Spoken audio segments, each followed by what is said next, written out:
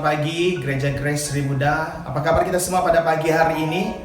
Kiranya damai sejahtera daripada Tuhan kita Yesus Kristus menyertai dan Tuhan kita memberkati setiap pribadi kita.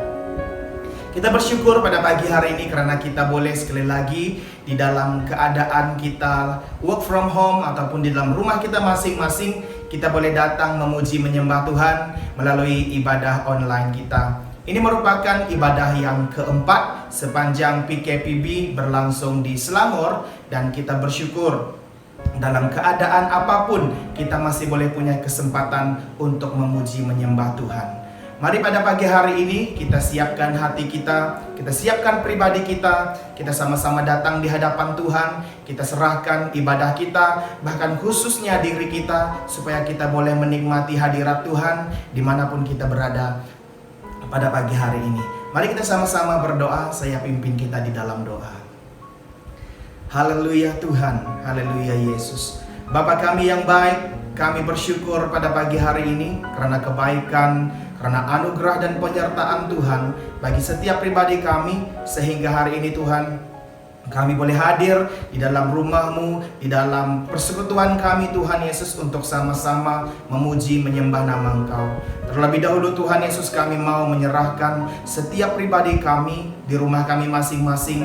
Kami berdoa supaya kami boleh tenang, kami boleh belajar tenang di dalam hadirat-Mu, menikmati hadirat Tuhan, menikmati pujian penyembahan kami, bahkan menikmati firman-Mu hari ini. Kami percaya Tuhan Yesus, sesuai dengan firman-Mu, tidak ada satu pun yang boleh memisahkan kami dari kasih Tuhan.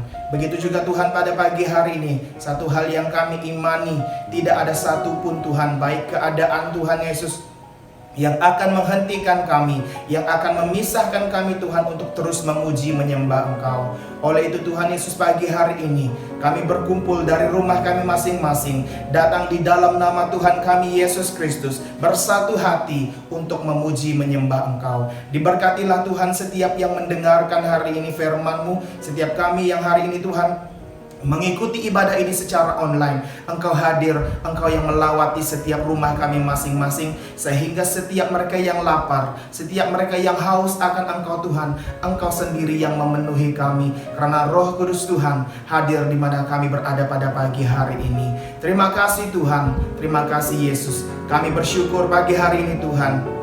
Sungguh kami bersyukur karena kami menyembah Allah yang hidup, kami menyembah Allah yang hadir, omnipresent. Engkau ada di mana-mana, dan kami tahu pagi hari ini Engkau ada di tengah-tengah kami. Terima kasih Tuhan, terpujilah nama-Mu. Dalam nama Tuhan kami Yesus Kristus, kami menyerahkan ibadah kami dari permulaan, pertengahan, sehingga akhirnya. Amin, haleluya. Mari kita sama-sama datang memuji Tuhan, sama-sama datang menyembah Tuhan pada pagi hari ini.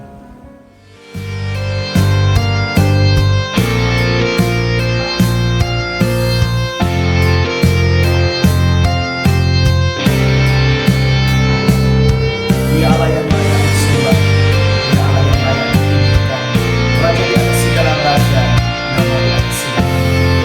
Pujilah Allah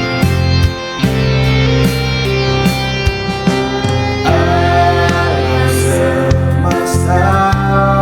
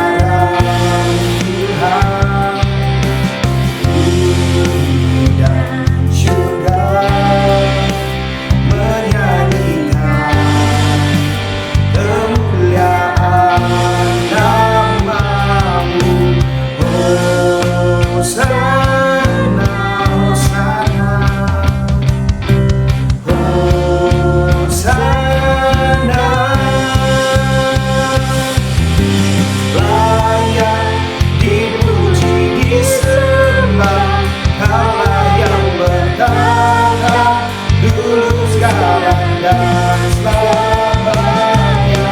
Raja atas segala raja, namamu besar. Engkau layak dipuji, disembah. Kaulah yang bertahan dulu, sekarang dan selamanya. Raja atas segala raja, namamu besar, namamu besar, kemuliaan, namamu besar, kemuliaan. Terima kasih Tuhan, Engkau Allah yang luar biasa, Engkau Allah yang dahsyat. Dipuji, dihormat bagi Yesus yang duduk di tahta, berkuasa, mulia. Segala bangsa kan datang menyembah. Haleluya, haleluya, kudus dan mulia namamu. Haleluya Lord,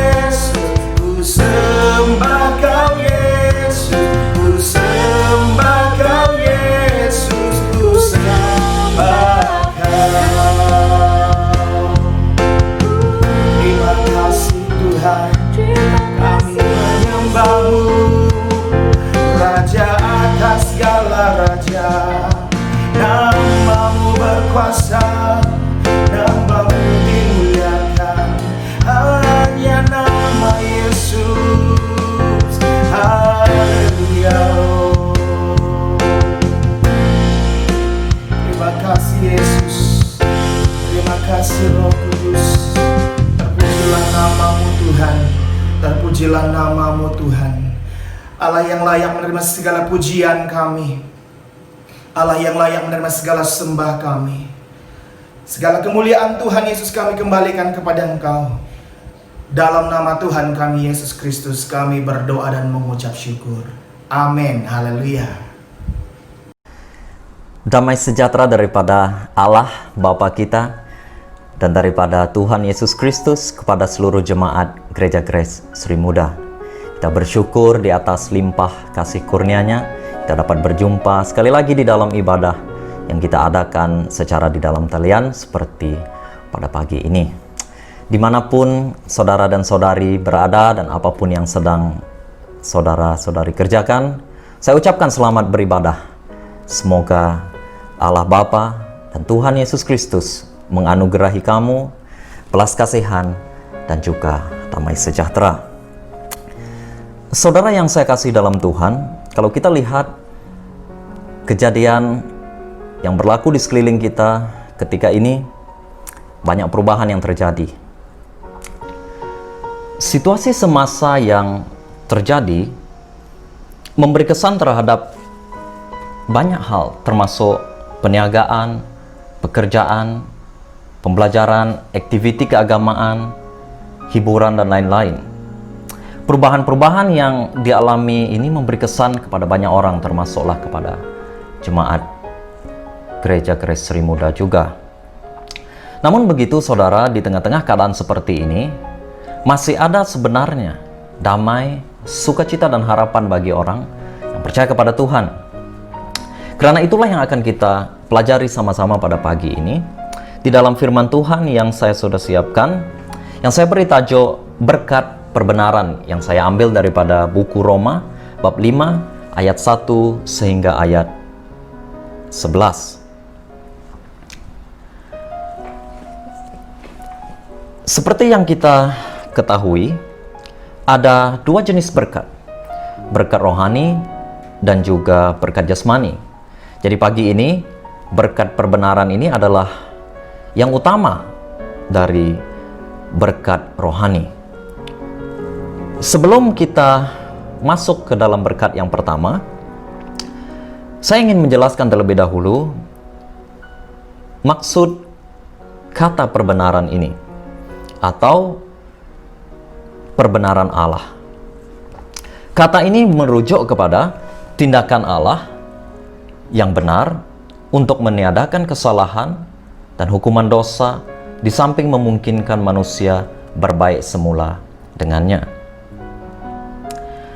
Di buku Roma bab yang ketiga, di ayat yang ke-22 sehingga 24 dan kemudian nanti di ayat yang ke-28, kamu akan menjumpai penjelasan yang ringkas mengenai maksud perbenaran. Di ayat yang ke-22, perbenaran Allah hanya melalui iman kepada Yesus Kristus bagi semua yang percaya. Hal ini berlaku kepada semua orang tanpa membezakan siapapun. Ayat 23, karena semua manusia telah berdosa dan tidak dapat mencapai kemuliaan Allah. Ayat 24, namun demikian, dengan kasih kurnia Allah yang dikurniakannya dengan rela, manusia dapat diperbenar melalui penebusan yang terdapat dalam Kristus. Ayat 28, karena kami yakin bahwa manusia diperbenar atas iman kepada Yesus Kristus, bukan karena dia mengamalkan apa yang diwajibkan oleh hukum Taurat. Ini adalah maksud ringkas untuk kata perbenaran ini. Karena nanti kita akan melihat ada 5 berkat yang kita terima daripada Allah apabila kita sudah diperbenar oleh Allah di dalam Kristus. Berkat yang pertama, kita kembali ke Roma bab yang ke-5, mulai daripada ayat yang pertama. Saya bacakan ayat yang pertama. Oleh yang demikian, karena kita telah diperbenar melalui iman, kita telah berdamai dengan Allah melalui Tuhan kita Yesus Kristus. Jadi berkat yang pertama ialah perdamaian dengan Allah. Di tengah-tengah situasi semasa yang kita lalui, perkara yang paling utama yang saya yakini kita perlu adalah perdamaian dengan Allah. Di dalam Roma bab 3, mulai daripada ayat yang ke-9 hingga 20, dikatakan di sana, semua manusia berdosa. Maksudnya berseteru atau bermusuh dengan Allah. Oleh sebab itu, manusia memerlukan perdamaian dengan Allah jika mahu terlepas dari hukuman kekal yang menanti. Dituliskan di dalam bahagian ini, tiada yang benar, seorang pun tidak. Ayat yang ke-11 Roma bab 3 ini mengatakan tiada yang mengerti, tiada yang mencari Allah. Semuanya telah berpaling, semuanya tidak berguna, tiada yang dapat berbuat baik, tiada seorang pun. Jadi inilah yang kita ketahui, bahwa semua manusia berdosa dan manusia memerlukan perdamaian dengan Allah. Apalagi di zaman akhir seperti yang kita lalui sekarang. Saudara, pada waktu keselamatan terjadi, orang benar sekarang diperbenar melalui iman mereka. Orang percaya diperbenar melalui iman mereka.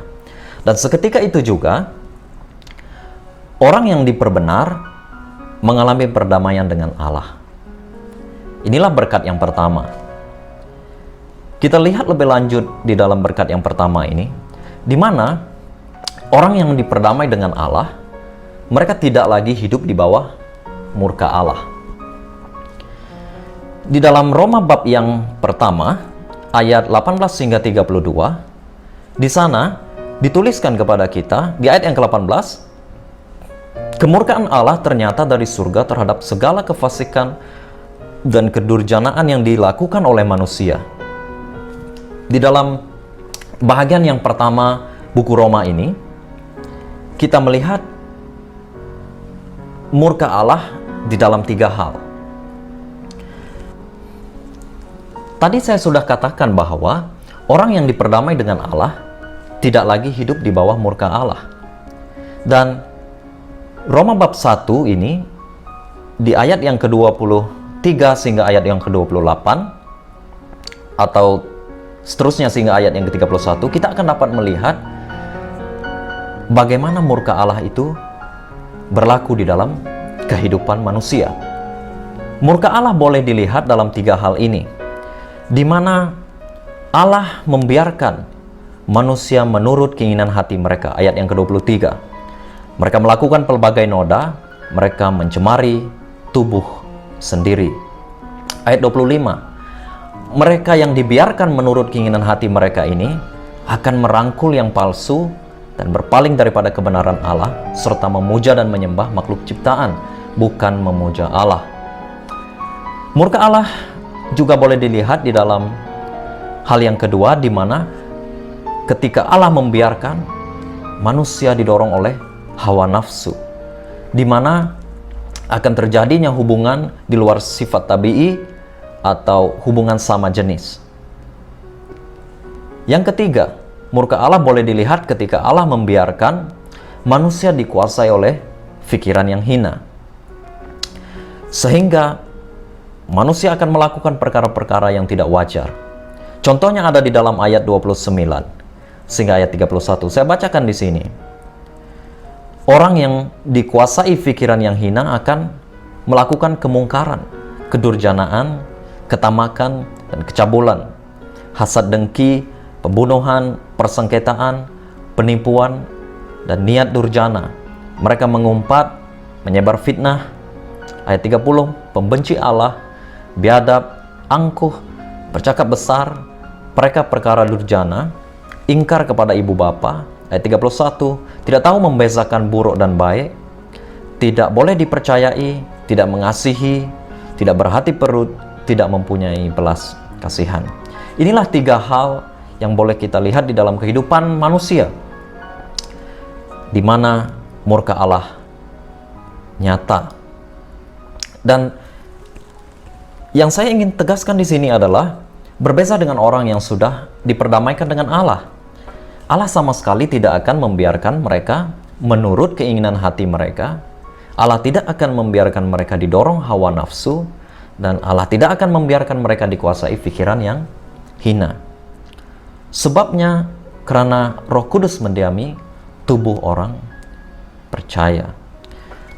Sekali lagi saya katakan, untuk diperbenar, kamu memerlukan iman. Iman kepada anak Allah. Karena Dia yang mendamaikan kita dengan Allah. Maka kita akan dapat hidup tidak bermusuhan lagi dengan Allah. Dan kita dapat hidup dengan damai. Berkat yang kedua, kita lihat di ayat yang kedua. Melaluinya kita telah mencapai dengan iman kasih kurnia yang meliputi kita sekarang. Ayat 2e. Berkat yang kedua ialah orang percaya akan memiliki kasih kurnia. Karena setelah dia diperdamai dengan Allah, manusia akan mendapat kasih kurnia Allah. Kasih kurnia di dalam konteks ini bermaksud manusia akan memperoleh jalan masuk kepada Allah. Dan manusia tidak perlu diwakili oleh imam sebagai pengantara untuk datang kepada Allah, melainkan hanya melalui Yesus Kristus. Ini berbeza dengan apa yang berlaku di Perjanjian Lama. Kalau kita lihat peranan imam di Perjanjian Lama, ini akan memberikan gambaran bahwa manusia tidak memiliki jalan mudah untuk menghadap Allah. Berbeza dengan ketika manusia sudah diperbenar dan dia memiliki kasih kurnia. Saudara, dengan memiliki kasih kurnia juga akan terjalin persekutuan di antara manusia dengan Allah. Efesus 3 ayat yang ke-12 berkata, dalam Yesus, kita mendapat kebebasan dan keyakinan menghampiri Allah melalui iman. Ketika kita dapat kebebasan dan keyakinan menghampiri Allah, maka akan ada satu persekutuan dengan Allah. Berbeza dengan apa yang dilalui oleh manusia di zaman Perjanjian Lama, di mana mereka memerlukan imam untuk mewakili mereka. Di dalam Ibrani bab 4 ayat yang ke-14 juga dituliskan, maafkan saya, di ayat yang ke-16 dituliskan juga, oleh itu marilah kita tampil dengan berani ke hadapan tahta kasih kurnia, supaya kita mendapat belas kasihan dan kasih kurnia untuk menolong kita ketika kita memerlukannya.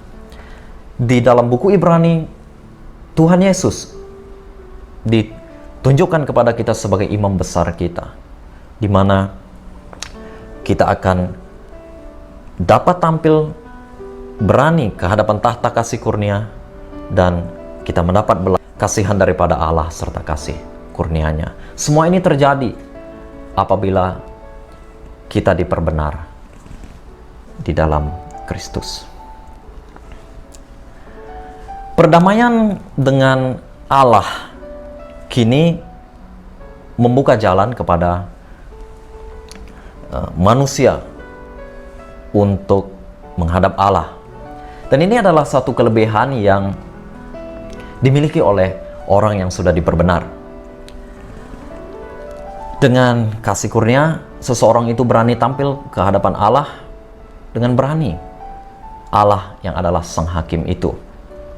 Banyak orang yang tidak memahami konsep ini.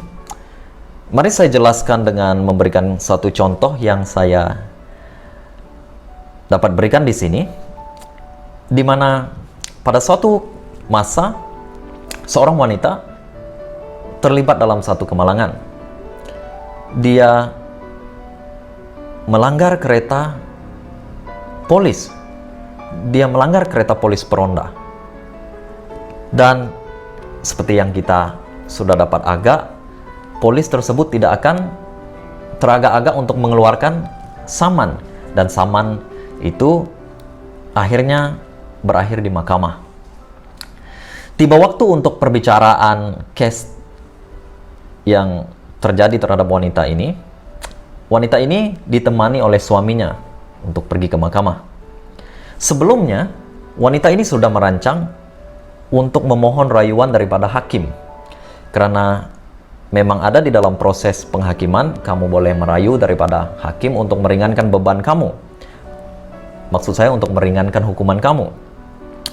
Tetapi apa yang terjadi adalah pada saat wanita ini diberi peluang untuk merayu, dia tidak dapat mengucapkan kata-kata di hadapan sang hakim itu.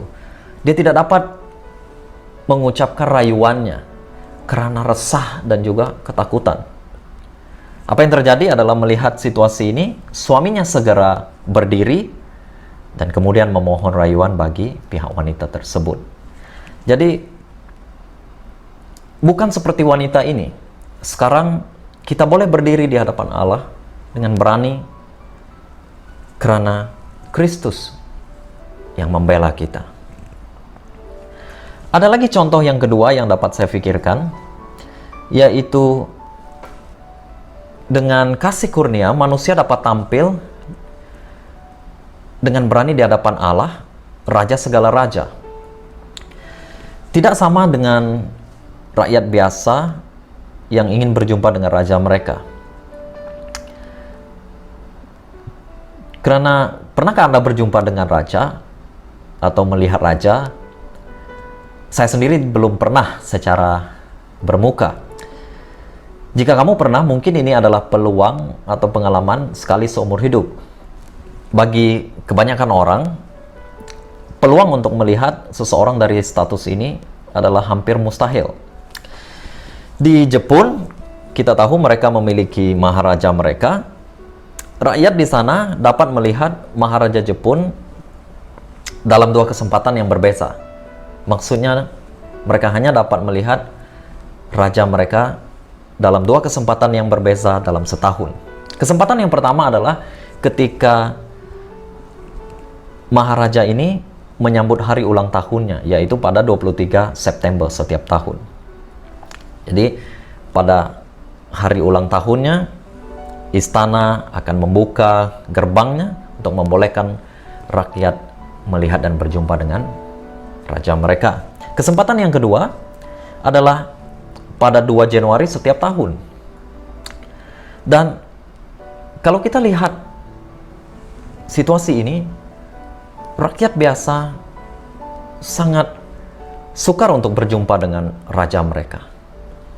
Berbeda dengan apa yang sudah dimiliki oleh orang yang diperbenar. Mereka boleh tampil dengan berani di hadapan raja segala raja. Kita lihat berkat yang ketiga. Masih di ayat yang kedua, 2b. Di sana Paulus menuliskan, kita dapat bersukacita dengan harapan akan kemuliaan Allah. Ayat 3, bukan itu saja, tetapi kita juga bersukacita dengan penderitaan kita, karena kita tahu bahwa penderitaan membina ketabahan. Ayat 4, ketabahan membina budi pekerti, dan budi pekerti membina harapan. Berkat yang ketiga dari perbenaran Allah ialah kita dapat bersukacita walaupun dalam penderitaan. Orang yang sudah diperbenar melalui penebusan yang terdapat dalam Kristus Yesus, kini memiliki harapan akan kemuliaan Allah. Ini berlawanan dengan Roma bab 3 ayat 23 yang saya sudah bacakan tadi, yang mengatakan bahwa semua manusia telah berdosa dan tidak mencapai kemuliaan Allah. Ini berbeda sekali. Dan harapan akan kemuliaan Allah bukanlah harapan palsu, tetapi satu harapan yang pasti. Saudara, memang harapan ini belum dapat dilihat. Tetapi kalau kamu lanjutkan di Roma bab yang ke-8 ayat 24 dan 25, dia mengatakan begini, tetapi harapan yang dilihat bukanlah harapan. Sudah saya katakan tadi, harapan akan kemuliaan Allah ini belum kita dapat lihat. Siapa yang mengharapkan apa yang sudah ada padanya?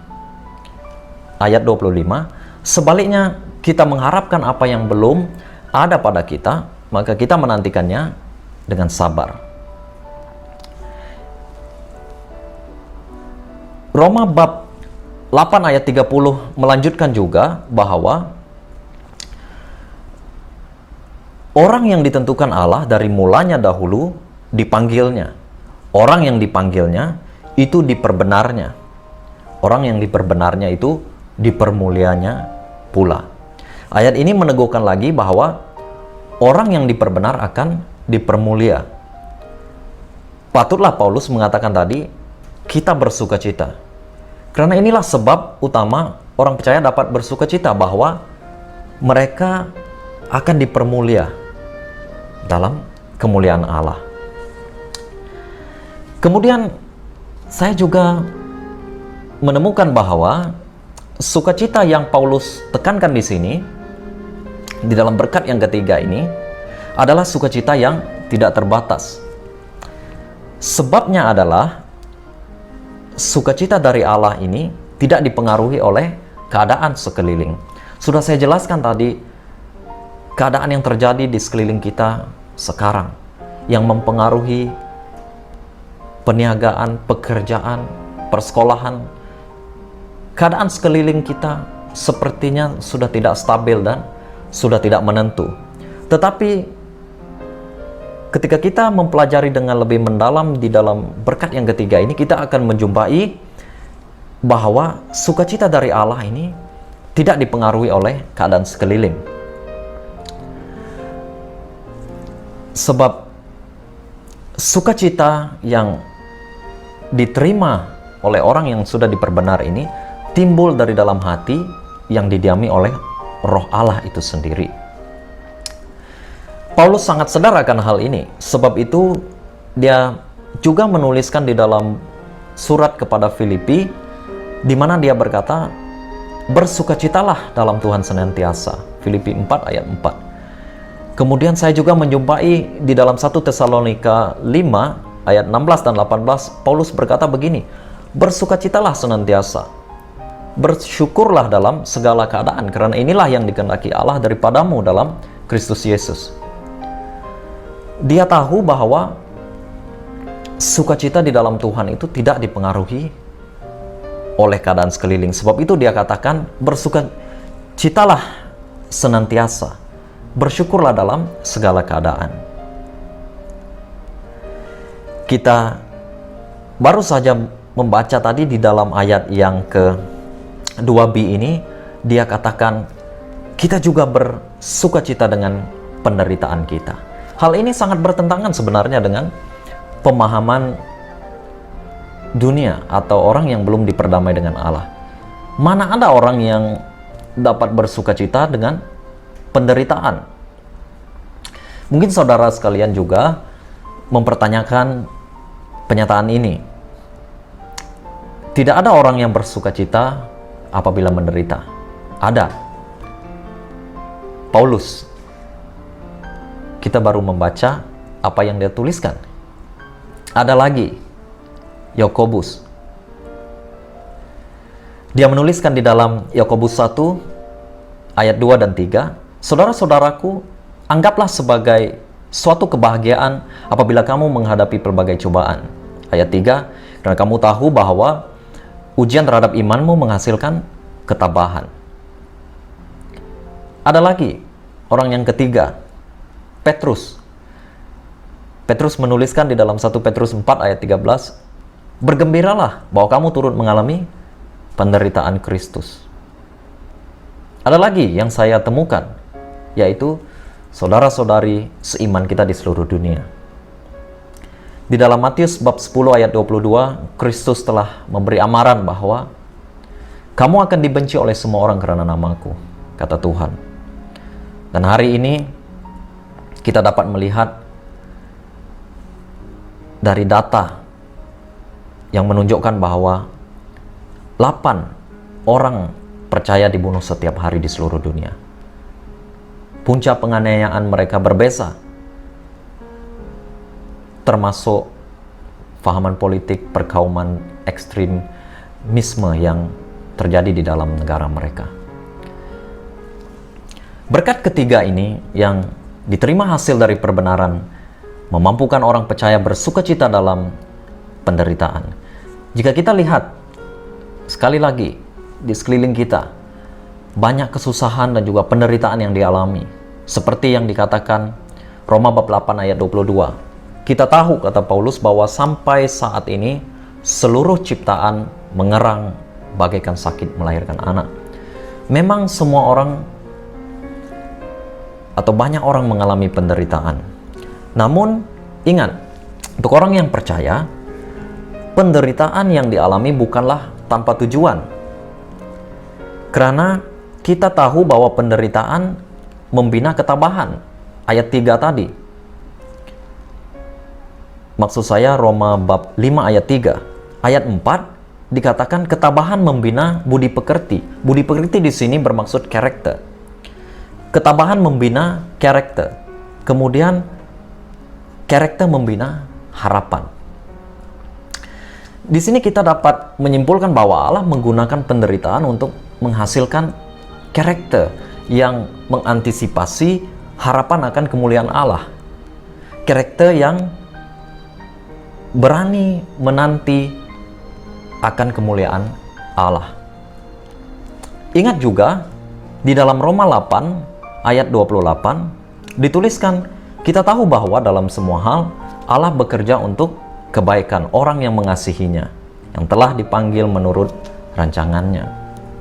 Tidak heranlah jika Paulus juga menuliskan di Roma bab 8 ayat 18, dia berkata, aku menganggap bahwa penderitaan kita sekarang terlalu kecil untuk dibandingkan dengan kemuliaan yang akan dinyatakan kepada kita. Sebab itu tadi dikatakan kepada kita di ayat yang ke-2, 3, dan 4, supaya kita bersuka cita walaupun dalam penderitaan. Inilah berkat yang ketiga.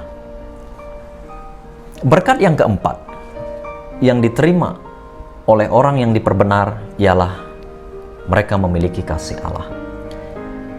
Berkat ini dapat kita lihat di ayat yang ke-5 sehingga ayat yang ke-8. Saya bacakan di ayat yang ke-5. Dan harapan tidak mengecewakan kita, karena Allah telah mencurahkan kasih-Nya ke dalam hati kita melalui Roh Kudus, telah dikurniakannya kepada kita. Ayat 6, lihatlah, tepat pada masanya, ketika kita masih tidak berdaya, Kristus telah mati untuk orang yang fasik. Ayat 7, jarang sekali seseorang mau mati untuk orang yang benar. Meski untuk orang yang baik, mungkin ada yang sanggup mati. Ayat 8, tetapi Allah telah menunjukkan kasih-Nya sendiri terhadap kita. Dengan demikian, ketika kita masih berdosa, Kristus telah mati untuk kita. Sudah saya jelaskan tadi bahwa harapan akan kemuliaan Allah adalah pasti. Di ayat 5e, Paulus memberi jaminan bahwa harapan orang percaya tidak mengecewakan. Jaminan yang ringkas daripada Paulus ini sangat penting supaya karakter yang dibentuk dalam hidup orang percaya hasil daripada penderitaan tadi tidak akan luntur. Dan di dalam ayat 5b, harapan orang percaya tidak mengecewakan karena Allah mencurahkan kasih-Nya ke dalam hati kita, ke dalam hati orang yang diperbenar. Jadi sekarang orang yang diperbenar memiliki kasih Allah. Ingat, kasih ini bukan kasih manusia atau kasih dari ciptaan yang lain. Seterusnya juga kita diberitahu bahwa kasih Allah dicurah melalui Roh Kudus. Kita tahu Roh Kudus adalah roh yang lebih berkuasa daripada roh yang ada di dalam dunia ini. Sebab itu, roh ini akan mengukuhkan lagi kedudukan kasih Allah yang kita terima. Sebab inilah berkat yang keempat yang diterima setelah seseorang itu diperbenarkan. Dia akan menerima kasih Allah. Dan karena kasih Allah ini dicurahkan melalui roh, maka kedudukan kasih ini akan kekal dan tetap di dalam hidup orang percaya. Seperti yang saya jelaskan dulu di dalam khotbah tentang Roh Kudus. Roh Kudus di dalam hidup orang yang percaya menjadi materai atau tanda bagi orang itu. Dan seperti yang sudah saya jelaskan juga, Roh Kudus tidak akan meninggalkan orang yang percaya. Begitu juga dengan kasih Allah yang dicurahkan ini, tetap dan kekal di dalam hidup orang percaya. Seterusnya saudara, kehadiran Roh Kudus juga pasti menjamin sukacita di tengah penderitaan. Berkat yang ketiga tadi ialah orang percaya tetap dapat bersukacita dalam penderitaan. Dan sekarang saya mau jelaskan, kehadiran Roh Kudus menjamin sukacita orang percaya. Di dalam Yohanes bab 14 ayat 26, dia digelar penolong.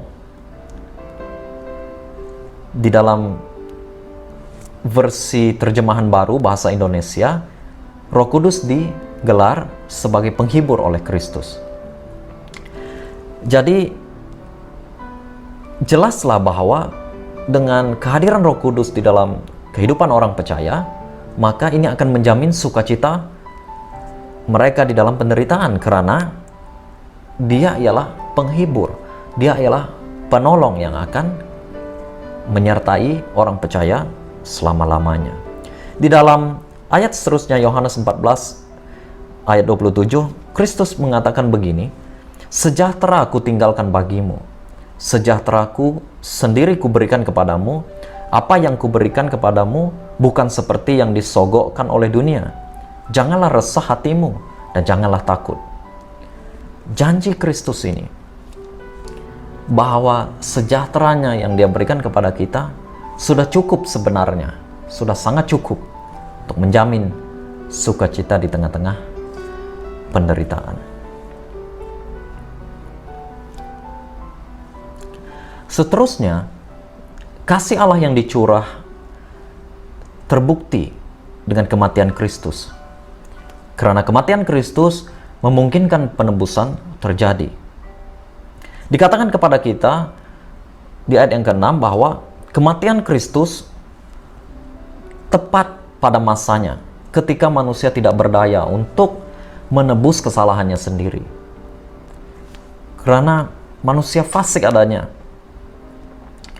Kita kembali ke Roma bab 3 ayat 25, di mana di sana dituliskan bahwa Allah menjadikan Kristus pendamaian supaya dengan kematiannya dosa orang yang beriman kepadanya diampunkan. Di sini kita tahu dengan jelas bahwa dengan kematian Kristus dosa orang fasik sudah diampuni. Soalan saya, kamu mau menerima kasih Allah? Kamu mau mengenal kasih Allah? Inilah kasih Allah itu. Ketika kamu masih berdosa, Kristus telah mati untuk kamu. Sekali lagi kita masuk dengan lebih mendalam tentang memiliki kasih Allah ini. Karena inilah berkat yang keempat yang sedang kita bincangkan, di mana kasih Allah di dalam hati orang percaya akan membolehkan mereka saling mengasihi sesama.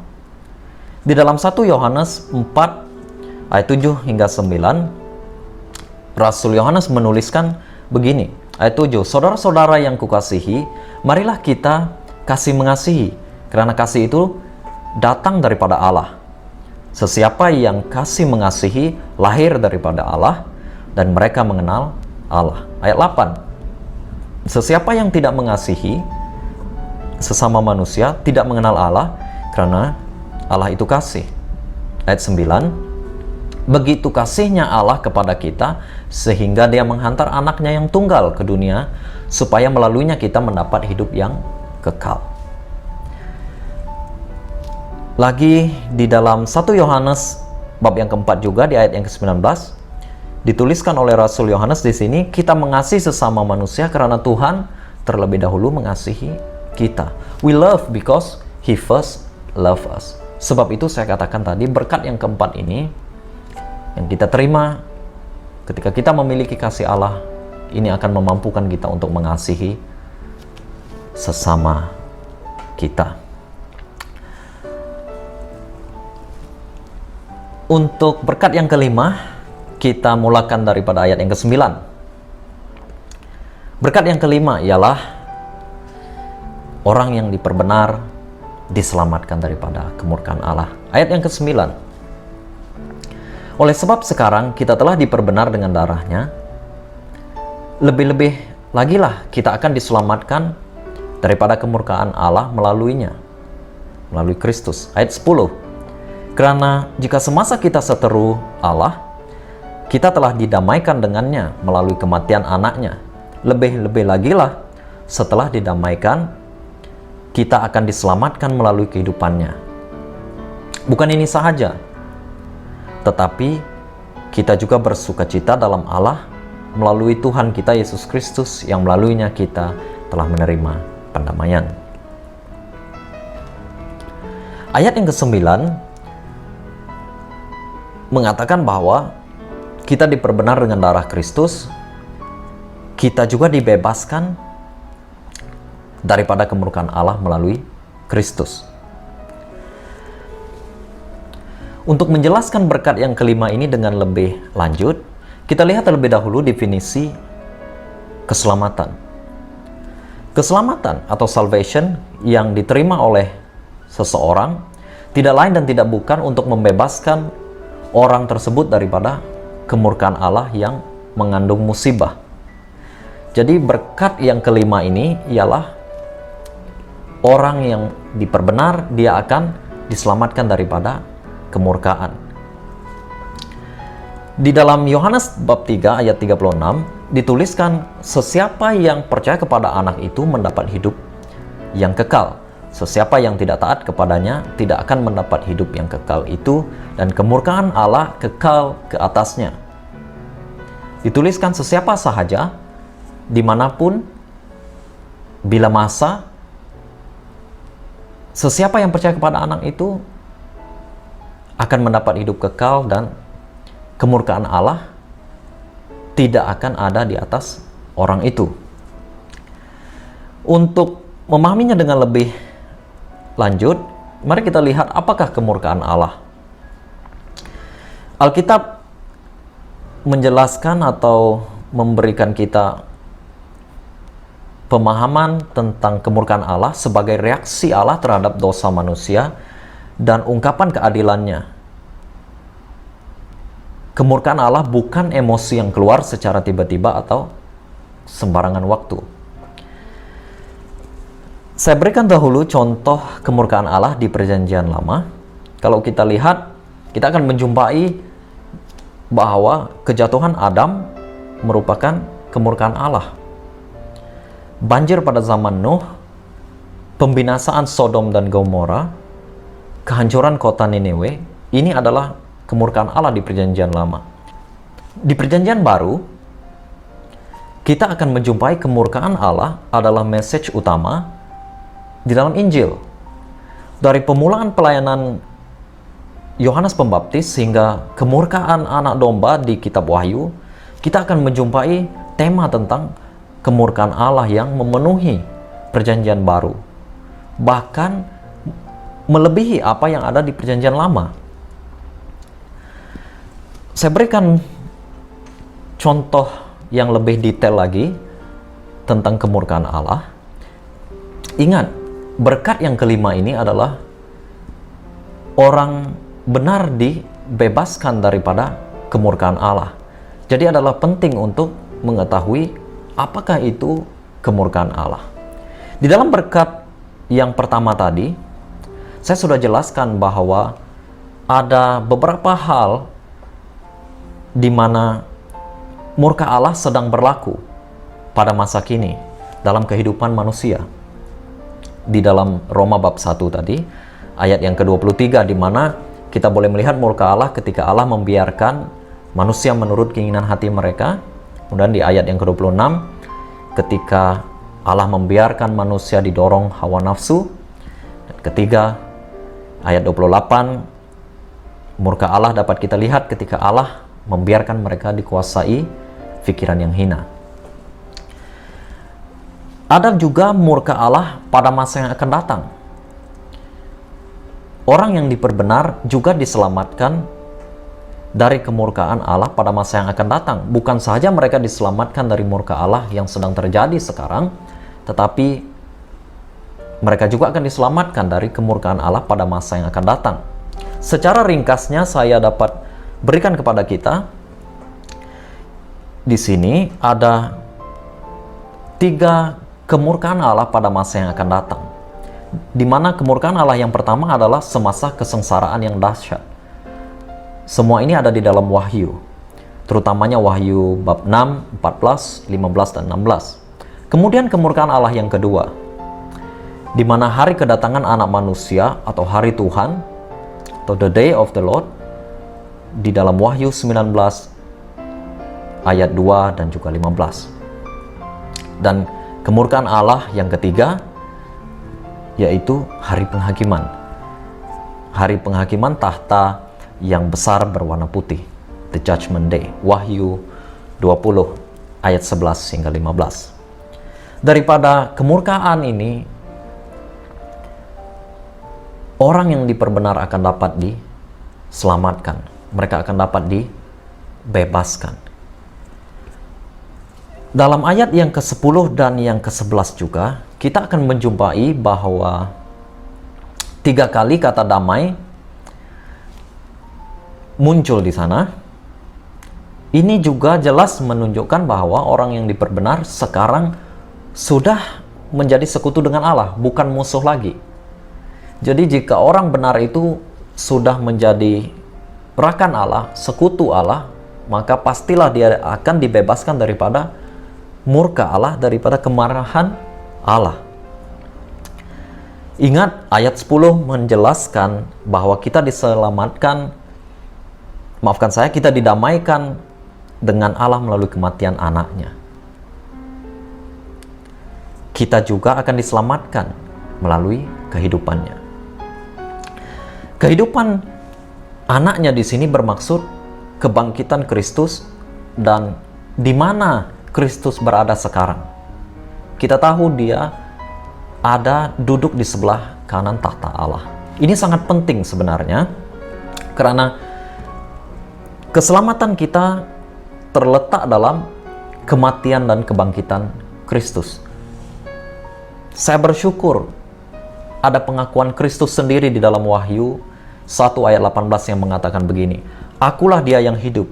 Aku pernah mati, tetapi lihatlah, aku hidup selama-lamanya." Ini adalah pengakuan tegas daripada Kristus bahwa kita boleh berharap kepada dia, kita boleh percaya kepada dia, karena dengan iman kita akan diperbenar dan kemudian kita akan diselamatkan daripada murka Allah, baik pada masa kini ataupun pada masa yang akan datang. Saudara, jika Allah begitu mengasihi kita sehingga mengutus anaknya untuk mati sebagai korban pendamaian ketika kita masih berseteru, ketika kita masih bermusuhan dengan dia, lebih-lebih lagi sekarang setelah kita percaya, setelah kamu percaya kepada anaknya dan kamu menjadi anak-anak Allah, dia pasti akan membuat segala persediaan yang cukup untuk menyelamatkan kamu daripada kemurkaan, baik kemurkaan pada masa kini ataupun kemurkaan yang akan datang. Amin. Sebagai aplikasi untuk kita yang mendengarkan firman ini, bagi saya ini sudah cukup untuk memberi pengertian yang mendalam tentang 5 perkara yang kamu terima hasil daripada perbenaran Allah. Dan ini jelas merupakan berkat utama dalam hidup orang percaya, diikuti oleh berkat rohani yang lain dan kemudian berkat jasmani. Sebagai tindakan kamu yang sudah mendengar firman ini, sebagai orang yang percaya kepada Tuhan, saya berharap firman ini memberkati kamu dan kamu mengambil langkah yang lebih dalam lagi untuk mempelajari tentang perbenaran dari Allah ini. Untuk kamu yang belum percaya kepada Tuhan, saya berdoa semoga Allah Tuhan akan membuka hati kamu supaya kamu dapat melihat kebenaran di dalam firman ini. Karena ingat, ketika kamu memberi hidup kamu dan kamu menjadi percaya kepada Tuhan, kamu akan diperdamaikan dengan Allah. Kamu akan mendapat sukacita. Kamu akan memiliki kasih dalam hidup kamu, dan kamu juga akan dibebaskan daripada kemurkaan Allah. Saudara, demikianlah firman Tuhan yang sudah kita pelajari sama-sama pada pagi ini, yang mengajarkan kita tentang berkat perbenaran Allah. Mari kita berdoa. Kami bersyukur Tuhan karena kami sudah belajar firman-Mu pagi ini yang kami ambil daripada buku Roma bab 5 ayat 1 hingga 15. Firman-Mu yang mengajarkan kami tentang berkat yang kami terima hasil daripada perbenaran Allah. Di dalamnya kami mendapat kedamaian, di dalamnya kami mendapat kasih Allah, di dalamnya kami mendapat kebebasan dari kemurkaan Allah. Kami sangat bersyukur karena kami mengetahui hal ini pada hari ini. Tuhan, hamba berdoa, berkatilah anak-anak-Mu, berkatilah jemaat-jemaat-Mu yang sudah mendengarkan firman ini. Jemaat Tuhan, angkat tangan-Mu di hadapan Tuhan. Saya akan menyebutkan nama Tuhan ke atas-Mu supaya Tuhan memberkati kamu. Tuhan memberkati kamu dan melindungi kamu. Tuhan menyinari kamu dengan wajah-Nya dan memberi kamu kasih kurnia. Tuhan menghadapkan wajah-Nya kepada kamu dan memberi kamu kedamaian. Amin.